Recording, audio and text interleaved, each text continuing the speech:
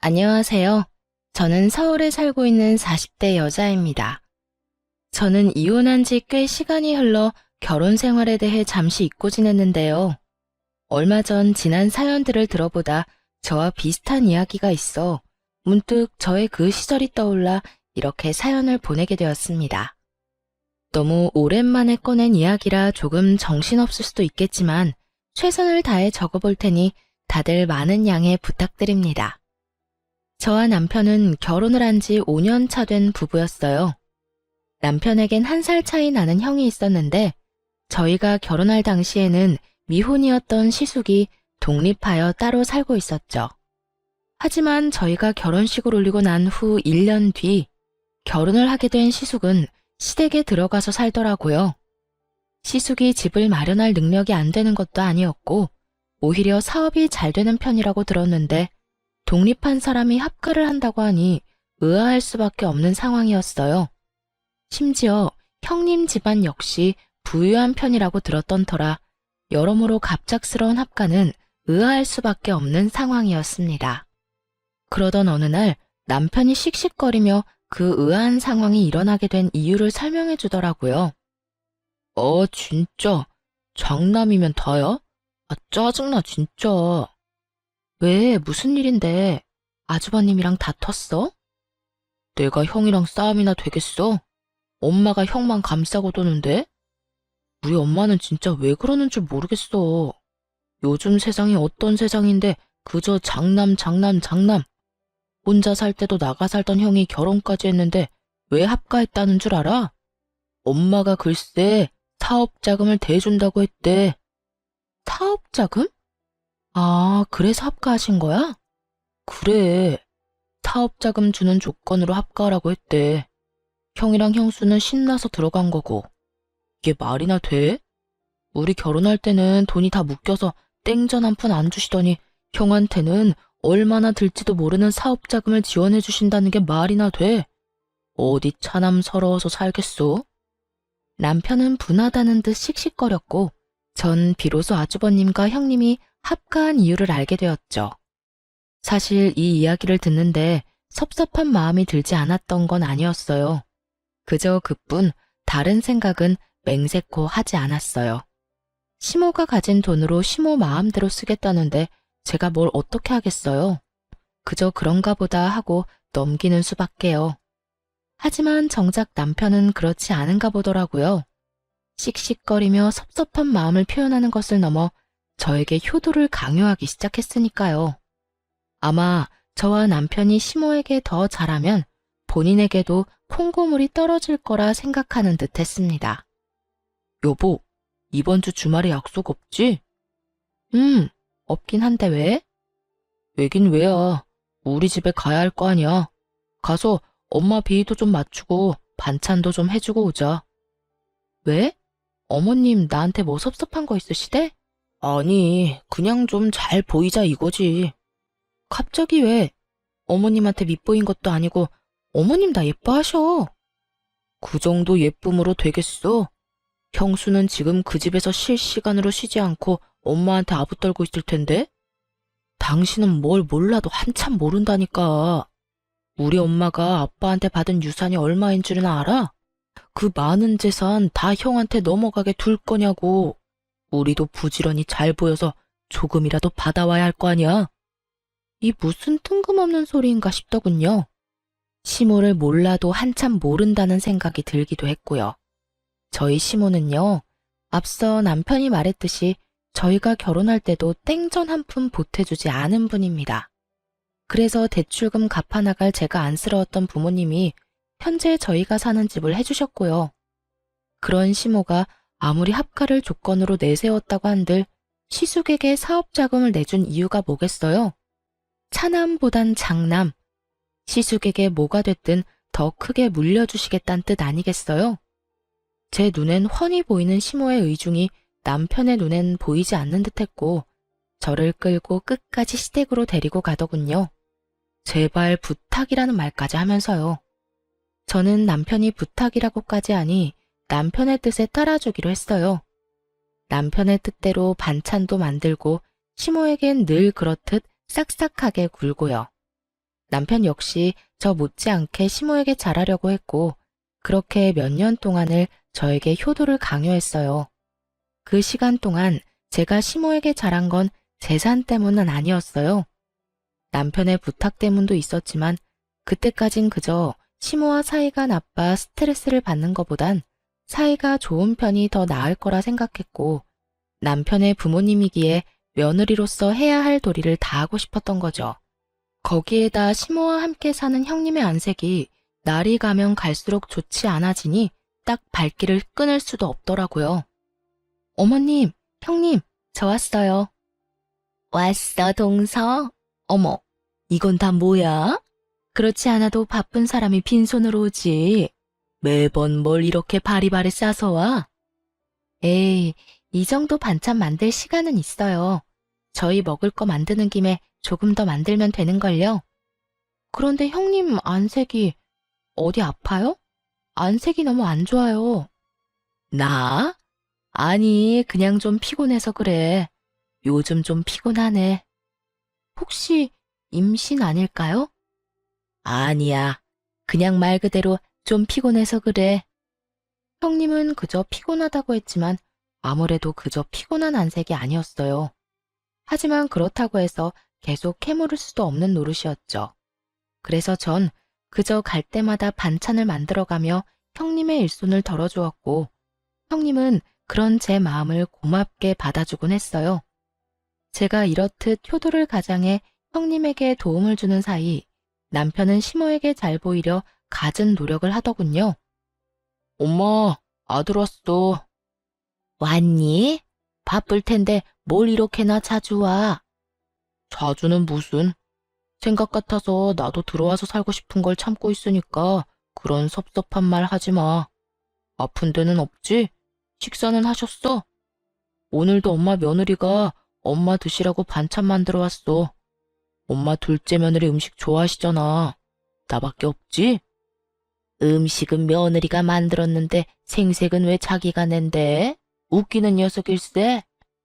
둘째야, 고생했다. 매번 이렇게 싸우는 거 힘들지 않아? 네, 괜찮아요. 저희 거 하는 김에 더 하면 되는 거예요. 형님은 어머님까지 모시고 사는데 저는 이런 거라도 해야죠. 맛있게 드셔주시니 그저 감사하답니다. 모시고 살기는 무슨, 내가 모시고 사는 거지. 내 집에서 내 돈 쓰면서 편하게 사는데. 이런 분위기로 만들려고 한 말은 아니었는데 순식간에 찬물 엎은 분위기가 되어버리니 어찌해야 할 바를 모르겠더라고요. 제가 아무런 대답도 하지 못하고 미안한 마음에 형님 눈치를 살피는데 형님이 저를 보며 괜찮다는 입모양을 해주며 미소를 지어주더라고요.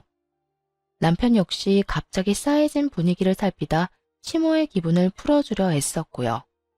에이, 우리 엄마 또 이런다. 우리 엄마 시장하시구나. 얼른 식사합시다. 자자, 둘째 며느리가 만든 비장의 반찬 장조림도 있다고요. 얼른 식사들 합시다. 이 녀석이 하여튼 누가 막내 아니랄까봐 애교만 많아서는 내가 우리 둘째 때문에 웃고 산다. 웃고 살아. 당연하지. 둘째 아들이 최고지. 그래, 최고다. 시모는 결국 남편의 애교에 웃어 보였고 그제야 전 안도의 한숨을 내쉴 수 있었습니다. 그날 이후 전 형님의 안색이 나쁠 수밖에 없었던 이유를 알 것만 같았고 전보다 더 자주 시댁을 오가며 반찬을 가져다 주었어요. 아마 모르긴 몰라도 시모의 시집살이로 형님이 고된 것 같은데 먹거리 걱정이라도 덜어주고 싶었던 것이었죠.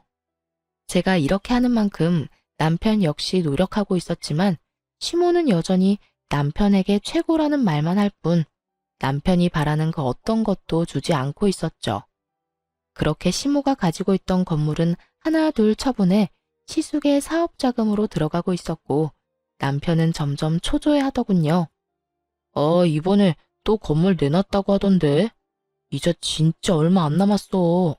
형은 도대체 뭔 사업을 어떻게 하길래 돈이 그렇게나 드는 걸까? 난들 알겠어? 나도 사업의 사자도 모르는 사람인데? 그냥 뭐 사업 확장하거나 새로운 아이템 개발 중이거나 그렇겠지. 원래 사업하면 돈 많이 든다고들 하잖아. 남 이야기해? 당신이 왜 그렇게 태연해? 난 하루하루가 피가 마른다고. 이제 정말 며칠 안 남았는데 저러다 형한테 다 주면 어떡해 해? 어떻게 하긴 어쩔 수 없는 거지. 그러지 말고 당신도 이제 마음 내려놔. 주시면 감사하게 받고 아니면 어쩔 수 없는 거지. 당신이 그렇게 애타게 빈다고 해결될 문제가 아니잖아. 나도 알아, 안다고. 그래도 욕심이 나는 걸 어떻게 해? 아쉬운 마음이 드는 걸 어떻게 하냐고. 당신은 정말 욕심 안 나? 안 아쉬워? 나도 사람인데 욕심 나고 아쉽기도 하지. 그 건물 한 채면 이렇게 힘들게 회사 생활 안 해도 될 텐데 싶은 순간도 있고. 그런데 어쩔 수 없는 일이잖아. 내가 노력한다고 한들 안 되는 일인 걸 어쩌겠어? 확실하지도 않은 일에 헛된 희망 품으면서 괜한 시간 낭비하고 싶지 않아. 그러니까 당신도 조금만 내려놔. 그래야 당신도 스트레스 덜 받지.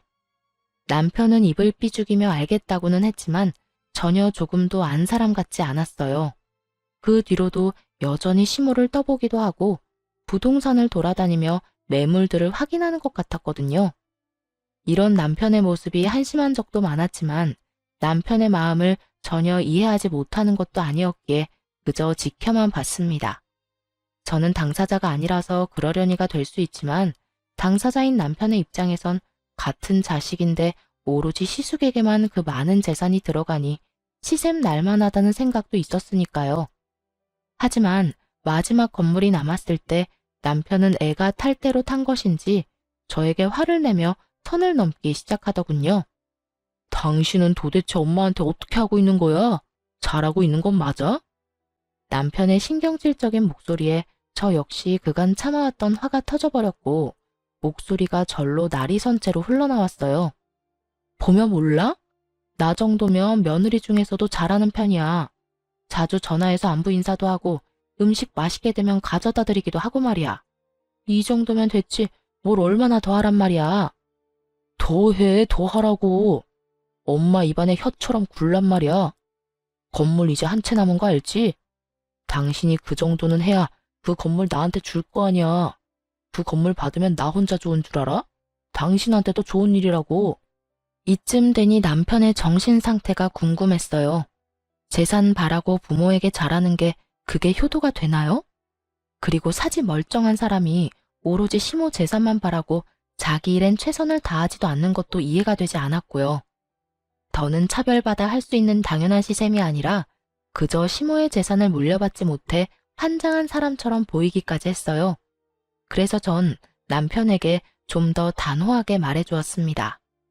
정신 차려 제발. 그 건물 우리 주시면 좋겠지 왜 안 좋겠어? 그런데 그걸 바라고 어머님께 과하게 잘하고 잘 보이려고 애쓰고 그런 건 아닌 것 같아. 어머님이 생각해 보시고 우리한테 주시고 싶으시면 주시겠지. 그러니까 당신도 좀 그만해. 어떻게 온 정신이 전부 어머님 재산한테 가 있어? 당신 들어보니까 요즘에 일처리도 제대로 못한다며. 당시에 저는 남편과 같은 회사지만 다른 부서에 일하고 있었고 남편의 일처리가 얼마나 개판이었는지 전혀 상관도 없는 제 부서까지 남편의 이야기가 전해지는 상황이었죠.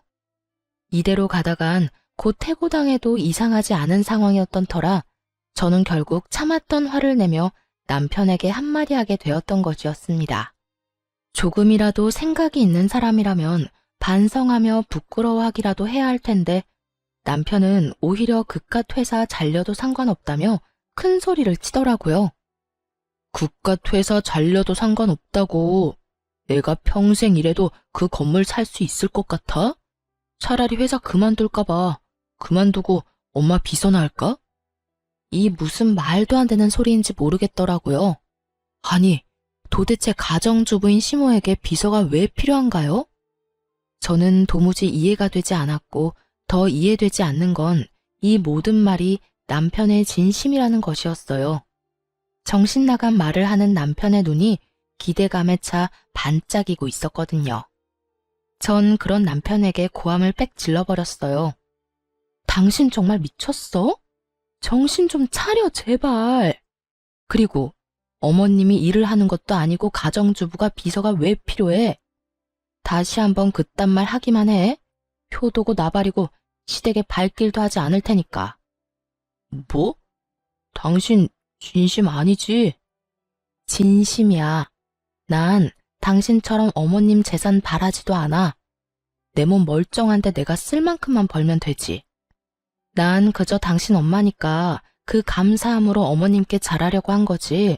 당신처럼 재산 바라고 이때껏 그랬던 거 아니었다고. 그러니까 당신도 더는 이상한 말 하지 말고 회사 일에나 신경 좀 써. 알겠어? 알겠어. 그런데 당신 이때까지 했던 것처럼 우리 집에 잘할 거지? 남편은 저의 단호한 태도에 한 발 물러서긴 했지만 끝까지 저의 화를 돋웠고 전 그런 남편에게 확실하게 말해주었어요.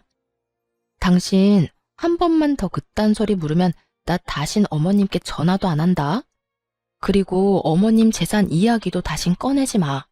그딴 이유로 나한테 잘하라고 하는 거면 나 진짜 어머님이랑 확 싸워버릴 거니까. 알겠어? 알겠어. 남편은 여전히 정신을 차리지 못한 듯 했지만 적어도 저에게 더는 이상하고도 정신 빠진 소리는 하지 않더라고요. 불안하기도 했지만 한편으론 제 눈치를 보느라 일은 제대로 하는 것 같으니 다행이다 싶긴 했습니다.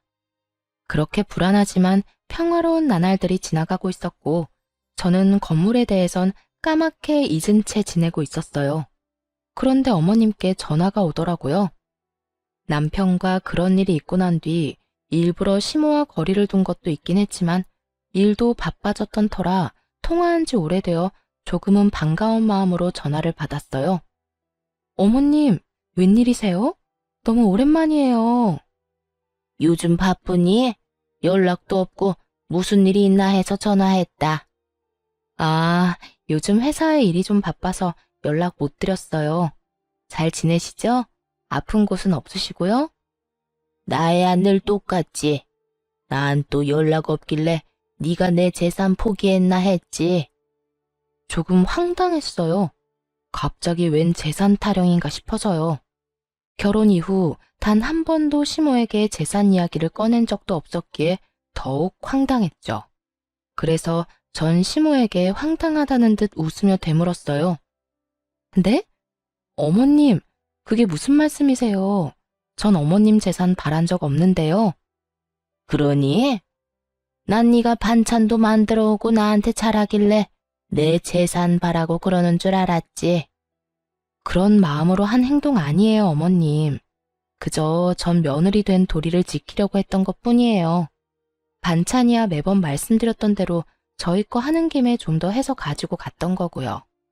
그러니까 그렇게 말씀하지 마세요. 저 조금 섭섭해지려고 해요. 그러니? 네 남편은 생각이 좀 달라 보이던데 넌 아니라니 그리 믿으마. 하여튼 내일 주말인데 어디 가니? 내일이요? 정해진 건 없는데 왜 그러세요? 무슨 일 있으세요? 아무 일 없어. 다름이 아니라 약속 없으면 와서 반찬 좀 하거라. 네가 만든 반찬이 먹고 싶구나. 이상했어요. 단 한 번도 이런 말을 먼저 한 적이 없었던 시모인데 갑자기 전화까지 한 것을 포함해 여러 가지로 석연치 않더라고요. 왜인지 이상한 예감이 들기도 했고요.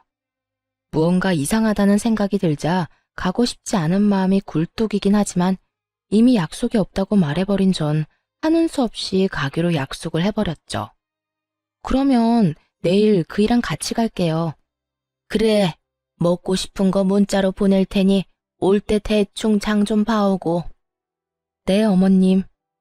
전화를 끊자마자 시모에게선 먹고 싶은 음식 리스트들이 왔고 대부분 시모가 좋아하는 음식이 아닌 형님이 좋아하는 음식들이더군요.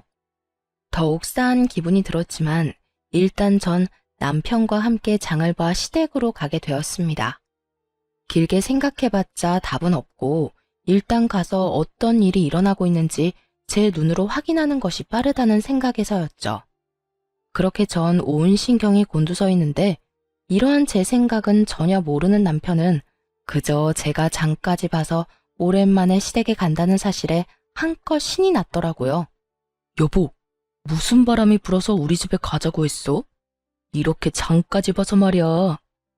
어머님이 좀 오라고 전화 왔더라고. 나는 마음이 심란한데 당신은 그저 신나? 나는 신나지. 그동안 당신이랑 우리 집 가고 싶었는데 당신이 싫다고 할까봐 말도 못 꺼내고 있었는데 이렇게 당신이 먼저 우리 집에 가자니까 당연히 신나지 않겠어? 그런데 당신은 왜 심란해? 그냥 느낌이 안 좋아. 꼭 무슨 일이 일어날 것만 같은 기분이야. 일어날 일이 뭐가 있어. 그냥 엄마가 당신 음식 먹고 싶은가 보지. 아, 당신은 참 좋겠다. 그렇게 온 세상이 간단하고 밝기만 해서. 부럽다, 부러워. 남편은 저의 비꼬는 말에도 그저 신나서 이리저리 방방 뛰어댔고, 전 그런 남편을 끌고 시댁으로 향했어요. 시댁에 도착하니 집골이 말 그대로 엉망진창이더라고요. 늘 모델하우스처럼 깨끗한 상태를 유지하는 집이었는데 바닥엔 머리카락이 굴러다니고 설거지는 산처럼 쌓여있는데도 욕실엔 마땅한 수건 한 장이 없더라고요. 전 깜짝 놀라 섣불리 아무것도 건드리지 못하고 있었고 남편은 시모를 부르더군요.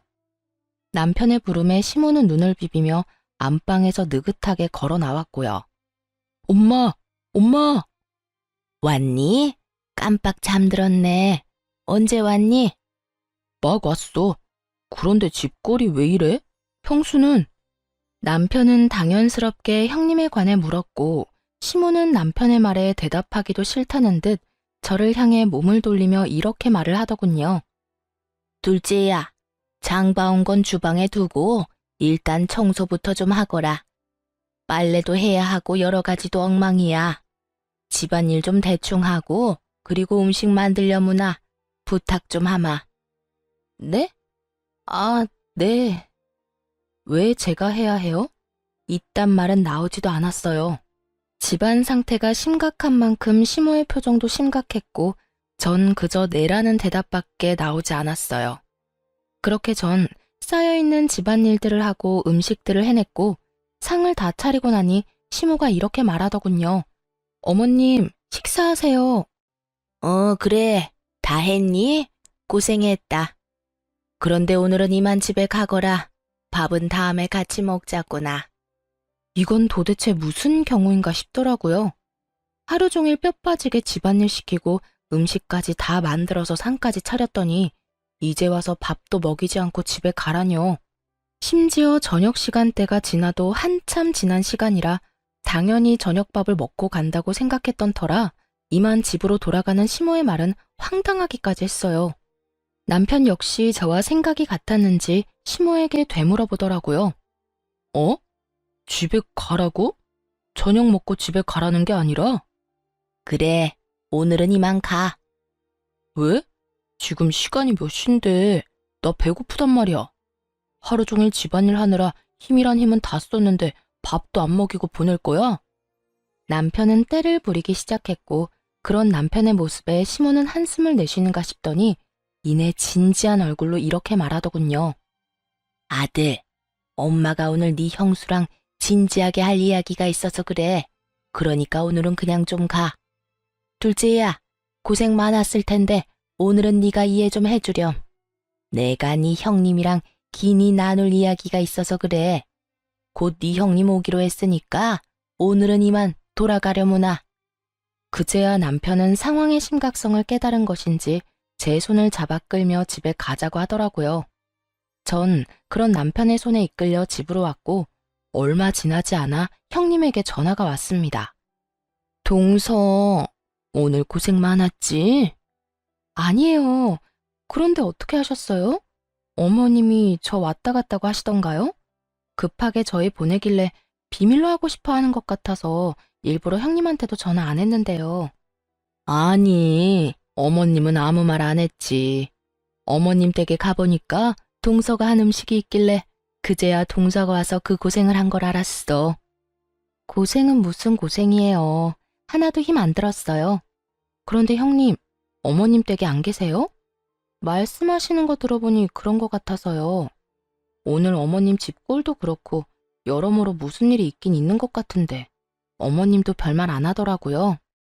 그게 나 요즘 친정에 있어. 아무래도 이혼할 것 같아. 남편이나 어머님한테는 이미 이혼할 거라고 말 다 했고 동서한테는 말해야지 하다가 이제서야 말하네. 미안해. 갑자기 이혼이라니. 무슨 일이 있을 거라 생각은 했지만 이혼은 전혀 생각지도 못한 전개라 이게 무슨 일인가 싶더라고요. 부부 사이 문제니 자세한 내막은 알 수 없었지만 시댁에 갈 때마다 형님과 시숙 사이엔 큰 문제가 있어 보이기는커녕 사이가 너무 좋아 보였으니까요. 네? 이혼이요? 이렇게 갑자기 왜요? 무슨 일 있으셨어요? 아무래도 난 사업하는 남자랑 안 맞는 것 같아.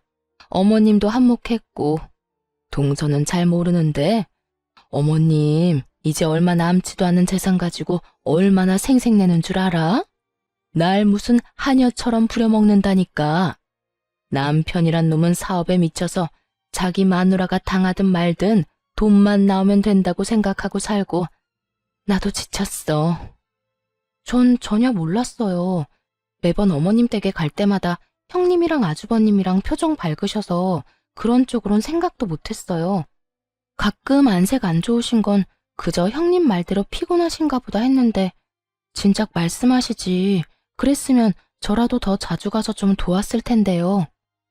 동서가 이렇게 신경 쓸까봐 그랬지. 동서 성격에 내가 힘들다고 하면 당장이라도 달려와서 이것저것 돕는다 할 게 뻔하니까. 그렇지 않아도 일하는 사람이 나 걱정되어서 자주 오는데 내가 그런 말 하면 아예 그 집에 사는 사람처럼 들락날락 했겠지. 그나저나 앞으로 어머님이 동서를 많이 괴롭힐 거야. 종처럼 부려먹던 내가 없으니까 이젠 동서를 가만두지 않을 거야. 그래서 하는 말인데 절대로 어머님이 하라는 대로 시키는 대로 다 하지 마. 순순히 시키는 대로 다 하면 그래도 되는 사람이라 생각하고 막대할 거니까. 알겠지? 상황이 이렇게 돼서 미안해, 동서. 평소 형님과 사이가 좋았던 게 이럴 땐 큰 도움이 되더라고요.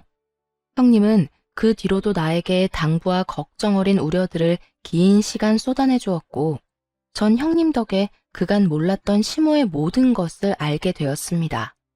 시모는 그간 형님을 종부리듯 사람을 부려먹었다고 하더라고요. 시모는 정말 손가락 하나 까딱하지 않았고 형님이 너무 힘이 들어 인상이라도 찌푸리는 날엔 불호령이 떨어졌다고 했어요. 남편 잘 만나서 넓은 집에서 호강하는 주제에 그 정도 일이 힘드냐면서요. 그러면서 그런 식으로 힘든 티 내면 정말 삶이 힘들게 만들어주겠다고도 말했다더군요. 시숙의 사업 자금을 끊어버리겠다는 말이었죠. 형님은 시숙의 앞길을 막을 수 없었기에 그저 시모가 시키는 대로 호구처럼 살았고 이 모든 상황을 시숙은 뻔히 다 알면서도 그저 지켜봤다고 하더군요.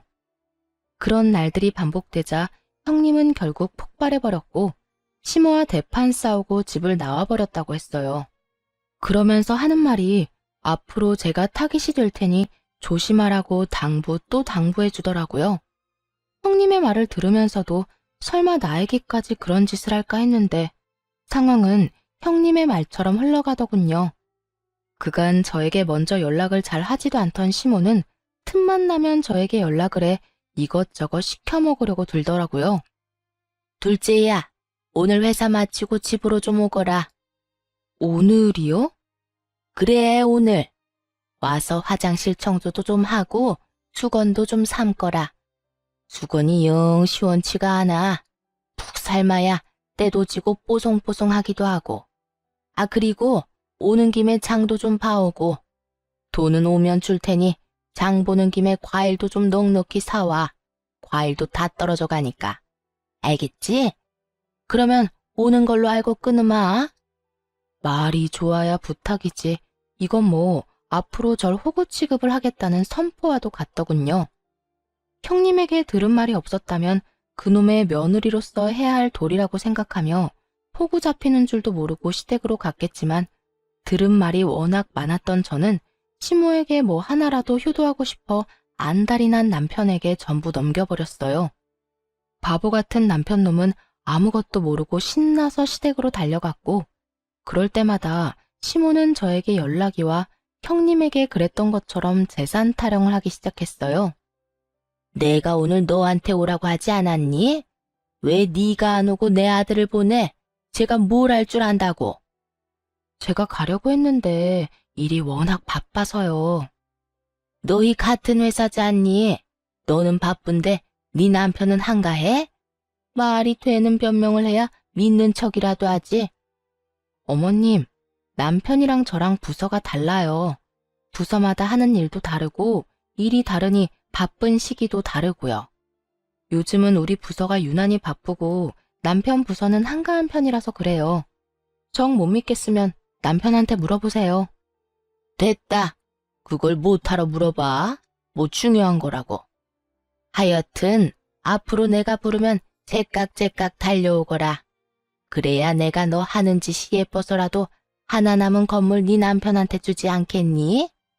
그러니까 나한테 잘해. 시키는 대로만 잘해도 긍정적으로 잘 생각해 볼 테니까.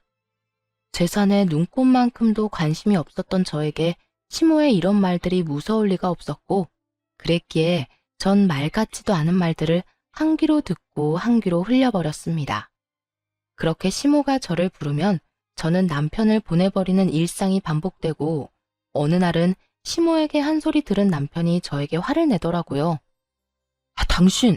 이때까지 우리 엄마가 나 부른 게 아니라 당신 부른 거라며? 당신은 나 부른 거라고 했었잖아. 누굴 불러서 누가 가든 그게 무슨 상관이야? 누구라도 가서 집안일 했으면 됐지. 그리고 당신 엄마 집 일인데 꼭 나만 가서 해야 한다는 법이라도 있어? 누구든 시간 남고 마음 가는 사람이 가서 하면 되는 거지. 엄마가 싫다잖아. 엄마가 나 말고 당신 보고 오래. 오늘도 나한테 얼마나 짜증냈는 줄 알아? 마누라 말이라면 똥도 먹을 놈이라는 말까지 했다고. 앞으로는 엄마가 부르면 당신이 가. 당신이 가서 집안일을 하든 엄마 어깨를 주물러 주든 엄마가 시키는 일은 당신이 하란 말이야. 저는 이 말이 꼭 앞으론 시모의 하녀로 살라는 말처럼 들려 기분이 너무 나쁘더라고요. 제가 강아지도 아니고 오라가라 하면 그 말을 다 들어야 하나요? 하물며 집에서 키우는 강아지도 자기 기분 나쁘면 무시하고 들은 척도 안 하는 마당에 이 무슨 개보다도 못한 취급인가 싶었어요. 여보, 내가 진짜 마지막으로 말하는 거니까 잘 새겨들어. 효도를 하고 싶거든 당신이 직접 해. 괜한 사람 괴롭히지 말란 말이야. 나 요즘 일하느라 정신없어서 시댁까지 신경 쓸 여유도 없고 일이 한가하다고 한들 시댁 일 도맡아서 할 생각도 없어. 특히 당신처럼 재산 바라고 하는 효도? 난 더 이상 하고 싶지 않아. 그러니까 나한테 강요하지 마. 제 말에 남편은 기분이 상해버렸는지 빈정거리며 가소로운 협박을 하더라고요. 어이구 무서워라. 어디 겁나서 효도하라는 말이라도 할 수 있겠어? 그래, 나도 좋다 이거야. 앞으로 당신한테 절대 우리 집에 가라는 말 안 할게. 안 하면 되잖아. 대신 우리 엄마한테 건물 물려받으면 당신은 국물도 없으니까 그런 줄 알아? 10원짜리 하나 주지 않을 테니까 그때 가서 섭섭해하지나 말라고. 30살 넘은 남자가 어쩌면 이렇게도 유치한지. 정말 제가 남편을 데리고 사는 것인지 3살짜리 아들을 데리고 사는 것인지 헷갈릴 지경이었어요. 아니, 3살짜리라면 귀엽기라도 하지. 이건 재산에 눈이 멀어서 마누라까지 호구 잡히게 하려고 하니 오만정이 떨어지려고 하더라고요. 아휴, 제발 돈 좀 받아달라고 무릎 꿇고 빌어도 절대 안 받을 테니까 그런 걱정 말고 제발 당신 선에서 당신이 알아서 효도해라. 알겠어? 그 후로도 전 여전히 시모가 부르면 남편을 보내버렸고 남편은 기분 나쁜 티를 내긴 했지만 늘 저를 대신해 시댁으로 가더군요. 그러던 어느 날 시댁으로 간 남편이 시모와 함께 집으로 돌아오는 것이 아니겠어요? 남편의 양손엔 시모의 짐이 가득했고 전 무슨 일인지 물었어요. 어머님, 갑자기 무슨 일이세요? 당신 손에 그건 뭐야? 무슨 짐이야? 저의 물음에 남편은 제 눈치를 살피며 조심스럽게 말을 꺼내더라고요. 이게 뭐냐면 우리 엄마 짐이야. 한동안 우리 집에서 지낼까 하고. 남편의 눈치를 보아하니 남편이 계획한 일은 아닌 듯 했고 시모가 독단적으로 밀어붙인 듯 했어요. 남편은 지나치게 제 눈치를 살피고 있었고 그런 남편의 행동이 마음에 들 리 없었던 시모는 저를 쏘아보며 당당하게 제 집에서 살겠다고 선포하더라고요. 뭘 그렇게 눈치를 보면서 말해? 나 한동안 여기서 좀 지내마. 너도 들어서 알겠지만 첫째네 결국 이혼했어. 그것 때문에 우리 장남이 속이 많이 상하는지 술을 마시고 집에 들어오는 날이 잦아져서 내가 잠을 통 못 자고 있고 말이다. 그래서 한동안은 내가 여기서 지내면서 기력 회복 좀 하려고 한다. 이건 무슨 자다가 봉창 두드리는 소리인가 싶더라고요. 아니, 시숙이 이혼을 했는데 왜 우리 집에 오는 건가요? 시숙이 술에 취해 집에 오면 앞으로 술을 자제하라고 하면 되는 일 아닌가요? 왜 애꿎은 우리 집에 와서 다짜고짜 살겠다고 하는 것인지 이해가 되지 않더라고요. 저에게 상의 한마디도 없이요. 저도 며느리로서의 도리 참 좋아합니다. 그런 저라도 이건 아니라는 생각이 들더라고요. 지금 이 자리에서 이 사태를 허용하고 넘어간다면 그 후에 일어날 일이 불보듯 뻔했으니까요. 아니요, 어머님. 전 싫습니다. 내가 잘못 들은 것 같은데 방금 너 뭐라고 그랬니? 싫다고 그랬니? 네, 싫어요. 저는 어머님이랑 같이 사는 거 생각도 해본 적 없어요. 아니, 100번 생각해 본다 한들 싫어요. 너 정말 이딴 식으로 나올 거니? 내가 여기서 평생 산다는 것도 아니고 잠시 좀 지내다가 가겠다는데 그것도 안 된다 이 말이니? 시모는 저의 당돌함이 어이가 없다는 듯 되물어오더라고요. 마치 당연히 네가 해야 할 일인데 왜 안 된다고 하는지 이해가 되지 않는다는 투로요. 전 그런 시모의 말투가 더욱 마음에 들지 않았고 제대로 알아듣도록 더욱 강하게 말을 했어요. 네, 싫어요. 어머님은 잠깐이라고 하지만 그 잠깐이 1년이 될지 10년이 될지 누가 알겠어요? 어머님 형님께도 잠깐만 같이 살자고 해놓고선 4년을 부려먹으셨다면서요. 전 죽어도 그렇게는 못 사니까 그런 줄 아시고 돌아가 주세요. 전 단호했고 그런 저의 태도에 남편이 더 놀라 저를 뜯어말리기 시작하더군요. 당신 미쳤어? 엄마한테 지금 그게 무슨 말이야? 말투는 또 그게 뭐고? 얼른 사과드리지 못해? 얼른 싹싹 빌고 엄마가 쓸 방 청소나 해. 얼른. 싫어. 내가 왜 그래야 하는데? 그리고 당신 잊었나 본데 여기 우리 집에서 해준 내 집이야. 명의도 내 명이라고. 이딴 집 몇 푼이나 한다고 이 유세인지 모르겠네. 그래, 네가 나가라니 내가 나간다마는 이 한 가지는 똑똑히 알아둬라. 내가 이 집에서 한 발이라도 나가는 순간 내 아들도 이 집에서 나가는 거야. 이 말이 무슨 말인 줄 아니? 네가 날 이 집에서 내보내면 내가 너희 이혼시키겠다는 말이야. 그래도 내가 이 집에서 나가길 바라니? 넌 절대 날 이 집에서 내보내지 못해. 라는 시모의 속마음이 들리는 듯 했어요. 착각도 유분수지. 어떻게 저런 착각을 할 수 있는 것인지 참 황당하더라고요. 여기서 시모를 따라 나가 저하고 이혼을 하겠다는 남편이면 저도 그깟 이혼 웃으면서 할 수 있다는 걸 시모는 전혀 모르는 듯 했어요. 남편 역시 마찬가지였고요. 전 아주 큰 착각을 하고 있는 두 사람을 향해 이렇게 말했어요. 네? 그래도 상관없으니 지금 당장 나가주세요. 당신도 마찬가지야. 어머님 말씀대로 내가 어머님 나가라고 해서 나랑 이혼할 생각이면 지금 당장 짐들 다 싸들고 가. 2번 다신 짐 핑계로 이 집에 들락날락하는 일 없게. 들었지? 아들, 당장 짐 챙겨. 네 마누라가 겁대가리 없이 짓거리는 거 보니까 이참에 버릇을 단단히 고쳐줄 필요가 있겠구나. 어디 법원 가서도 그리 당당할 수 있는지 두고 보자. 두 여자의 진심 가득한 선포에 남편은 잠깐 멈칫한다 싶더니 이내 시모의 강한 눈빛 한 번에 짐을 다 챙겨 시모의 뒤를 따라 집을 나가버리더라고요. 오만정이 떨어졌던 남편이긴 했지만 이혼만은 하기 싫어 마지막 기회를 줬던 것인데 그 기회를 발로 뻥 차버리는 남편을 보며 저 역시 굳게 마음을 다잡게 되었죠. 쇳불도 당김에 빼라고 전 남편이 집을 나간 바로 다음 날부터 이혼 준비를 시작해 남편에게 통보해버렸습니다. 여기 이혼 서류, 도장만 찍으면 돼. 기어코 이혼을 하자고? 응. 당신도 짐까지 싸서 나갔을 땐 이 정도는 각오했던 거 아니었어? 위자료, 재산 분할 잘 살펴봐. 소송까지 하려면 그래도 되고. 난 당신이 어떻게 하든 다 준비돼 있으니까. 그런데 될 수 있으면 빨리 끝내고 싶으니까 합의를 하든 소송을 하든 잘 생각하고 결정 빨리 내려줬으면 좋겠어. 당신이야말로 잘 생각해. 당신 나 없이 살 수 있어? 나랑 이혼하면 회사는 어떻게 다니게? 자신 있어? 정말 나랑 이혼할 수 있겠어? 그까짓 이혼이 뭐라고? 해야 할 상황이면 그냥 하는 거지. 그리고 착각 좀 하지 마. 나 당신 없이 잘 살 수 있고 내가 잘못해서 하는 이혼도 아닌데 회사 생활까지 걱정해야 하는 거야? 요즘 세상에 이혼 좀 한다고 별 문제될 게 있겠어? 그러니까 이상한 걱정하지 말고 결정이나 빨리 해.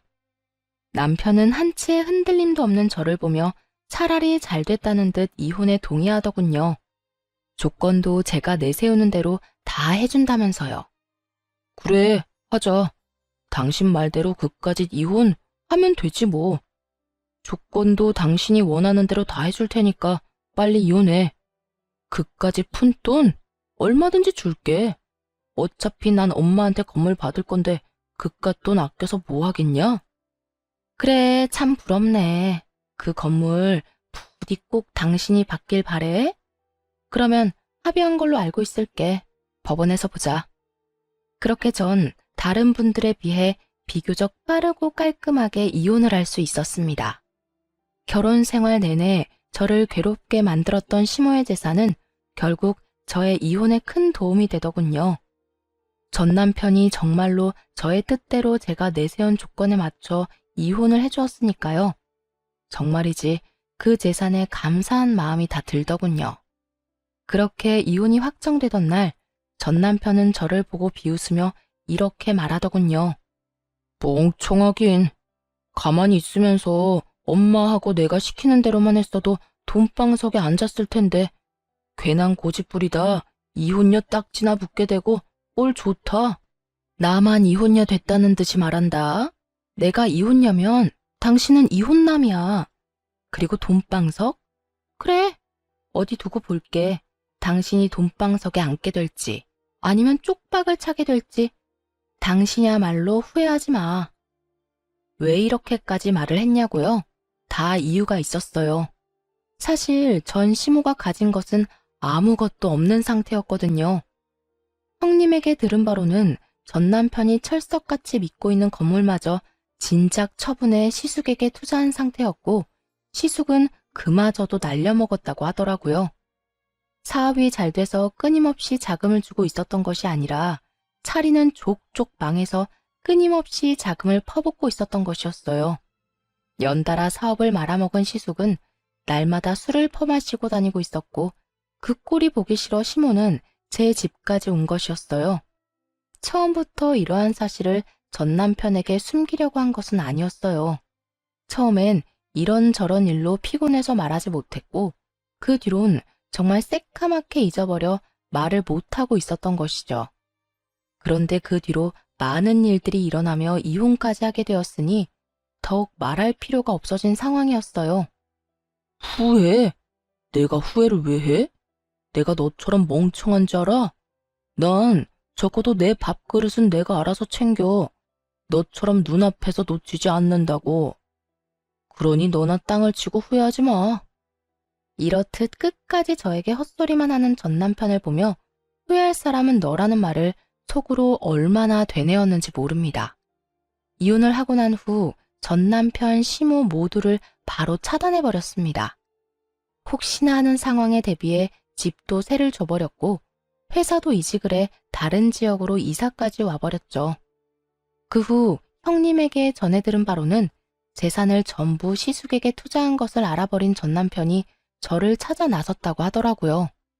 제가 연락이 되지 않자 형님에게까지 연락이 와 재산은 전부 날린 것이 맞냐, 정말 저와는 연락이 되지 않냐 등등 몇 번이고 물었다고 했어요.